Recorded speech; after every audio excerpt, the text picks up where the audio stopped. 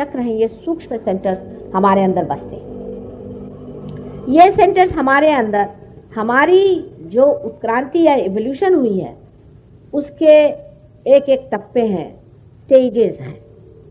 पहले जब हम कार्बन थे तो ये पहला चक्र है जो गणेश जी का है। उसके बाद में जब ब्रह्मदेव ने सारी सृष्टि बनाई तो दूसरा चक्र है जो ब्रह्मदेव का है, जो स्वाधिष्ठान चक्र है, वो भी हमारे अंदर है। उसी की वजह से हम सृष्टि बना सकते हैं, उसी की वजह से हम सोचते हैं, प्लान करते हैं, थिंक करते हैं। उसके बाद नाभि चक्र है। नाभि चक्र से आपको मालूम है कि मछली से लेकर के इंसान बनने तक जो कुछ भी हुआ है वो इसी गोल में हुआ है।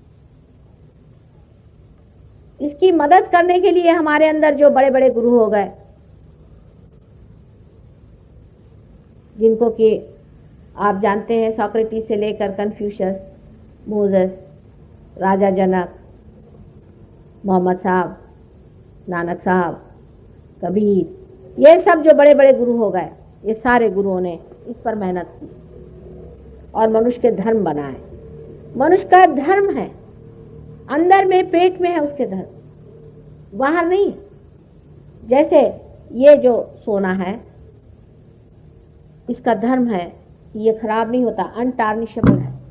उसी प्रकार मनुष्य के 10 धर्म पेट में बने हुए हैं। अगर ये 10 धर्म से मनुष्य च्युत हो जाए तो उसकी कुंडलिनी नहीं उगती भाई। इन धर्मों को फिर से ठीक करना पड़ता है, कुंडलिनी को खुद आकर के इनको फीड करना पड़ता है, प्लावित करना पड़ता है, उसके बाद में ही कुंडलिनी उठती, नहीं तो सख्त होता है वहां पर। और ये जो काम है, ये काम कुंडलिनी करती है, आपको कुछ नहीं करना है, एफर्टलेस है। आप पैदा हुए, आपने कौन सा एफर्ट किया है? या बीज में से पेड़ निकला, बीज ने कौन सा एफर्ट किया है? उसने कौन सी किताबें पढ़ी? ऐसे ही जब ये जीवंत क्रिया है तो आपको कौन सा एफर्ट करना है? एफर्टलेस। सहज का मतलब होता है एफर्टलेस, और सहज शब्द से आया है, इसका मतलब है आपके साथ पैदा हुआ। ये योग का अधिकार आपके साथ पैदा हुआ है, क्योंकि आप इंसान हैं। आपका ये जन्म सिद्ध अधिकार है कि आप इस योग को प्राप्त करें, इससे आप परमात्मा को जाने, ये आपका अधिकार है। लेकिन आप खुद ही नहीं चाहते अपने अधिकार को इस्तेमाल करना, उसे परमात्मा क्या करे? अब ये जो सटल सेंटर्स है, सूक्ष्म सेंटर्स, अगर आप इन सेंटर्स को पालें और इनको अगर आप जागरूक कर सकें तो आपकी तंदुरुस्ती वैसे ठीक हो जाए। एक बीमारी है, समझ लीजिए, क्या कहते हैं उसे, मल्टीपल स्क्लेरोसिस कहते हैं। वो डॉक्टर लोग कहते ठीक नहीं होती, हम कहते सहयोग से ठीक हो जाएगी। बिल्कुल ठीक, 100% हो सकती। इसमें 3 चक्र हम देखते हैं कि जो खराब है, मूलाधार चक्र, नाभि चक्र और आज्ञा चक्र। ये 3 चक्र अगर हमने ठीक कर दिए तो ठीक हो जाएंगे।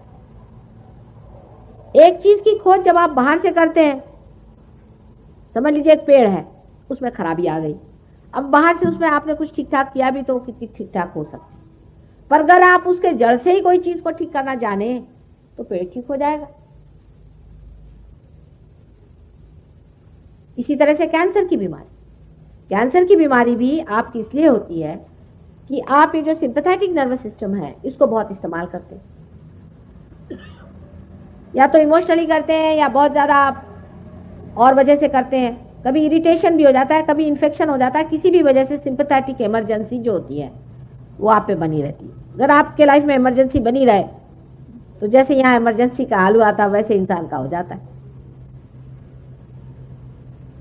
उस वक्त में पैरासिम्पैथेटिक जो है हर समय आपका कैंसर ठीक करती रहती है। आपके कैंसर रोज होता ही रहता है, मतलब रोज आप इस्तेमाल करते ही रहते हैं और उसको पैरासिम्पैथेटिक को फीड करती रहती है, बैलेंस करती रहती है, जो बीचों बीच है सुषुम्ना नाड़ी।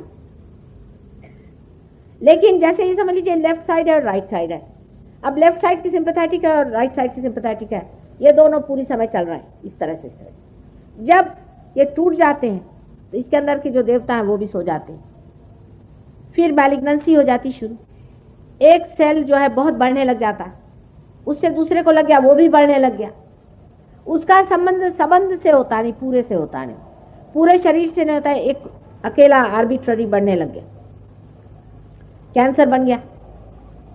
अगर हम इस देवता को जागरूक करते, कैंसर ठीक हो गया। अब देवता है या नहीं, लोग कहेंगे कि देवता में क्या विश्वास करें, देवता है या नहीं। अब ये तो सहयोग के बाद आप खुद ही देख लेंगे कि उनके नाम लेते ही चीजें ठीक होती है, तो देवता हैं, ये तो सहयोग के बाद होगा। पर मेंटली भी हम समझा सकते हैं। जैसे एड्रेनलिन और एसिटिकोलिन दो केमिकल्स हैं, दो समझ लीजिए बिल्कुल डेड केमिकल्स हैं, लेकिन वो अपने शरीर में अजीब तरह से व्यवहार करते हैं, किसी को समझ ही नहीं आता। कहते हैं कि मोड ऑफ एक्शन इनका हम समझा नहीं सकते। ये मतलब ईमानदार लोग हैं सब, साइंटिस्ट झूठ नहीं है, लेकिन उनके अपने मर्यादाएं हैं, उनके लिमिटेशंस हैं, उसके हिसाब से बता रहे हैं कि हम ये नहीं बता सकते कि कहीं जगह तो वो ऑगमेंट करता है, कहीं रिलैक्स करता है, समझ में नहीं आता। एक ही चीज ये देवता लोग करते हैं। हमारे अंदर अगर कोई फॉरेन मैटर चला जाए तो शरीर से वो फेंकने की कोशिश होती है, पर अगर पेट में अगर फीटस जो बच्चा होता है, वो पिंड जब रुक जाए तो फेंका तो नहीं जाता, उसको संभाला जाता है, उसको नर्चर किया जाता है, देखा जाता है, और टाइम आने पर बराबर टाइम भी कैसे उस वक्त उसे फेंक दिया जाता है। ये गणेश जी के काम, ये गणेश जी करते हैं। गणेश जी का तत्व हमारे अंदर ये कार्य करता है। अब डॉक्टर लोग गणेश जी को नहीं मानेंगे, फोटो रखेंगे घर में जरूर, नानक जी का फोटो रहेगा, गणेश जी का रहेगा, सब रहेगा, लेकिन गणेश जी हमारे अंदर बसे हुए यहाँ मूलाधार चक्र पे है, ये नहीं मानने वाले। अब मैं क्या करूं बताइए, आप इनको कैसे सिखाया जाए।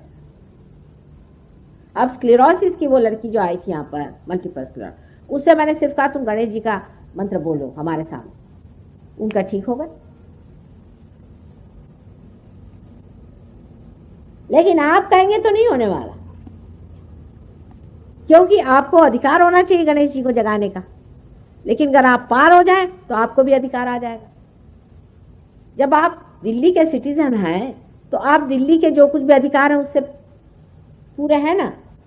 अगर आप परमात्मा के साम्राज्य के सिटीजन हो जाएंगे तो गणेश जी क्या और हनुमान जी क्या, सब आपके सामने पूरी तरह से हाथ जोड़ के खड़े कि बेटे बोलो क्या करने का तुम्हारा काम, बोलो। अब ये बात सही है या नहीं है, इसको आप पड़ताला करके देखना चाहिए। पहले परमात्मा के साम्राज्य में आ जाओ, ये पहली चीज है। नहीं तो उसके तो आप सिटीजन नहीं है, आप तो गवर्नमेंट ऑफ इंडिया के हैं, उसकी एफिशिएंसी में रहिए।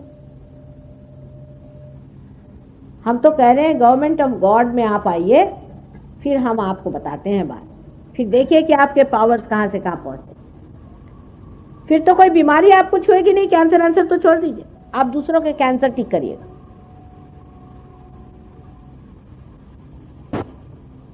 लेकिन पार हुए बगैर तो कोई बात ही नहीं कर सकते ना। पॉइंट ये है कि पार तो होना चाहिए पहले,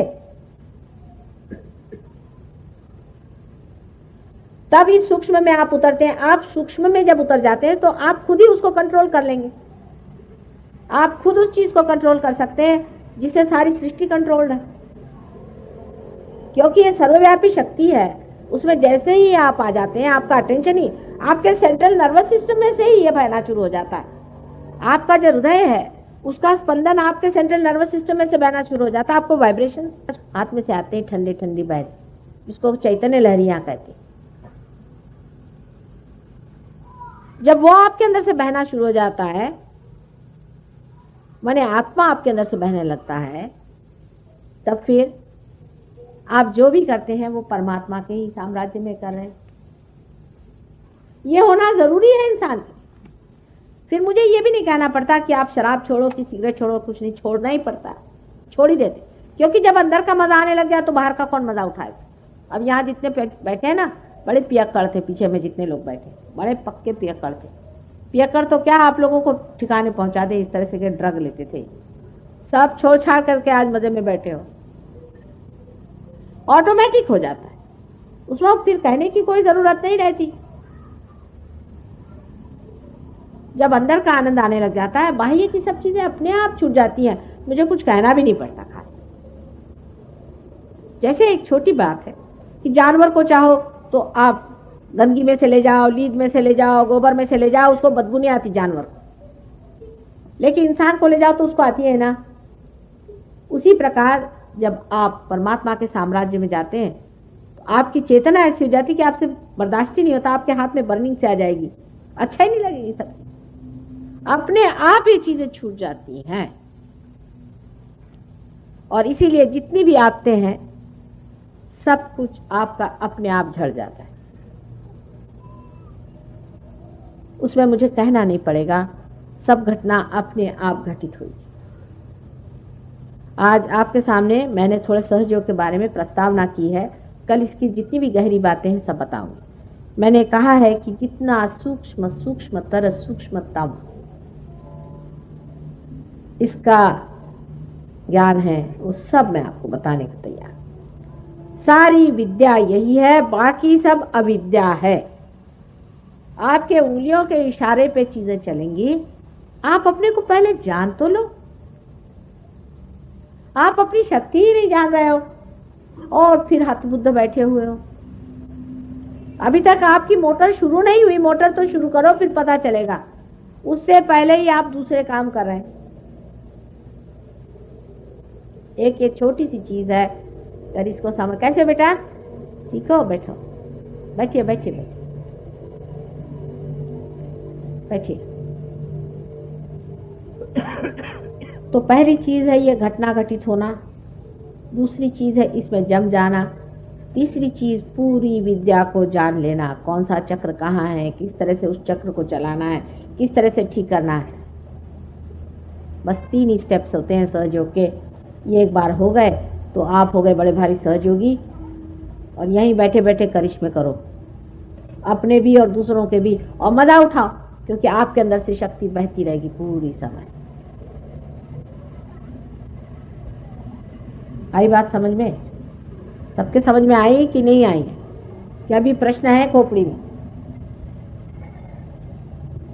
अगर नहीं हो प्रश्न तो अब इसके बाद हम लोग ध्यान में जाएंगे सब। 1-2 मिनट में मैं आती हूँ। आप लोग जरा अपने कमर अमर जरा ढीली कर ले, थोड़ी टाई वाई उतार लो, क्योंकि विशुद्धि चक्र पे पकड़ आ रहे, और हल्के होके बैठो, बिल्कुल हल्के।